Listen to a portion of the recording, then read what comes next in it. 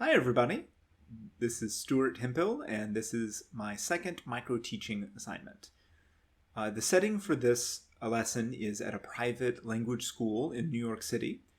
I designed this lesson for intermediate English learners, specifically adult expat workers who are here living here in the city. A lot of my students are here for a period of 2 to 5 years, and they are looking for extra practice so that they can work in an English speaking office and also in their daily lives in the city. And for this lesson, I wanted to help them learn how to talk about hypothetical situations. One thing I had in mind was how they could discuss different ideas at work, maybe in a meeting to discuss possible changes. And so first I'm going to start with my warm-up and introduction activities. Good morning, everybody. So did you see the Mega Millions drawing? There was no winner last time, so that means that the jackpot has increased for the drawing tonight. And so I've got the screenshot from the website. If you pick all the numbers, how much can you win? Yeah, $201 million. Oh man, that's amazing. So if you had $201 million, what would you do? Any ideas? All right, so here's a few that I heard from everybody. I heard buy a house, buy a car, quit my job, travel, start my own business. I think those are all great ideas. Yeah, it's a fun thing to think about. So, did we win the Mega Millions? No, we didn't. Can we win? Well, maybe. I think I can't win. I didn't buy a ticket. But if you buy a ticket, maybe you could win. It's very unlikely though. And so today we're going to be talking about hypothetical situations. These are situations that are not real right now, but maybe they could be real in the future. And so we need to talk about a couple of different things. We're going to look at real and unreal situations, and also some grammar with the first and second conditional. So first we need to talk about real and unreal situations. And so here's two examples of some sentences, and I'll give you a second to read these, and I'd like to know what is the difference in meaning between these two sentences. And so we have, if I won the lottery, I would buy a Ferrari. If I win the lottery tonight, I will buy a Ferrari. Yeah, so with these, the grammar is a bit different. These are thinking about the situation in a little bit of a different way. One of them is real and one is unreal. And we think about real situations. These are things that are true now, or they are possibly true in the future. Unreal situations are not true now, and they're maybe even impossible. They are only in our imagination. So here are a couple of situations. Snow in January, snow in July, an earthquake in New York City, and an earthquake in Tokyo. And so for each of these, I'd like you to think, are these real or unreal situations? Are they possible? Are they likely? And you can talk to the people around you. You can maybe have partners or a group of three, and I'll give you a couple of minutes to decide for each one. So, let's talk about these. So snow in January, I think most people said this is a real situation, and I definitely agree. We almost always have snow in January in New York. Snow in July, I think most people said it is unreal. I've never seen it. I think it's maybe never happened. I don't know if it's impossible, but it is very unlikely. Earthquake in New York City. This is a tricky one.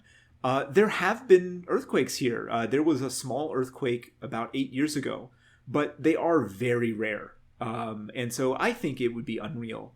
And of course, an earthquake in Tokyo is very real. There are many earthquakes there every year. And so depending on how you think about it, we can use different types of grammar. We have the first conditional, and this is also called the future real conditional. So these are situations that are not true now, but they might be true in the future. To make it, we form it with if and the present simple.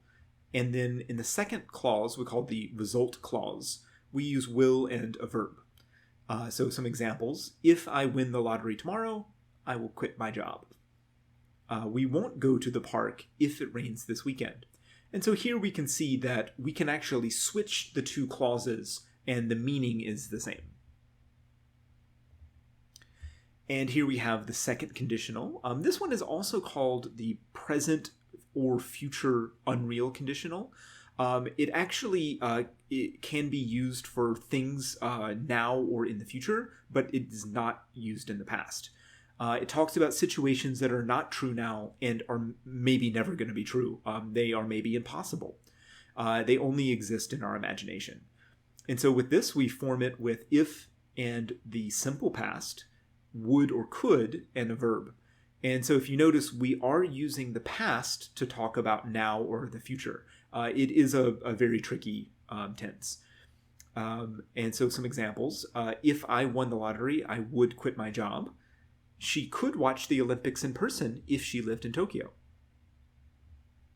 And so with both of these are things that are not real. I'm not going to win the lottery. I didn't buy a ticket. She could watch the Olympics if she lives in Tokyo. She doesn't live in Tokyo and probably is not going to move before the Olympics come.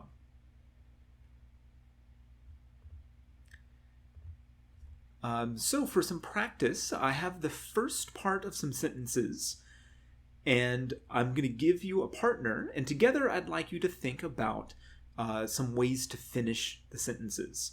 You can finish it in any way you like, but just be sure to check the grammar if we're looking at a first or second conditional sentence. Okay, and here are some of the answers that I heard from people. If it snows in January, everyone will complain. Definitely. If it snowed in July, I would take a picture to remember the day. I think I would too. It would be amazing if that happened. If there was an earthquake in New York City, many buildings would collapse. I think that's also true. We're not ready for a major earthquake here. And if there is an earthquake in Tokyo, the government will respond quickly. I think it's something that the government in Tokyo is more ready for that situation. So for some more practice, I'm going to give you some new partners this time. And with your partner, I'd like you to talk about some hypothetical changes that could be made in your company. If these changes were made, what would the result be? For this one, I gave an example using the second conditional. If we increased salaries, we would improve turnover rates. So with this one, you can use first or second. It's up to you. So it just depends. Do you think it is something that is really possible in the future, or is it something that you're just imagining right now? And so I'll give you some time to work with your partners, and then we'll come back and we can report some of the things that we talked about. All right, well, that is the end of my micro teaching. Thank you for watching.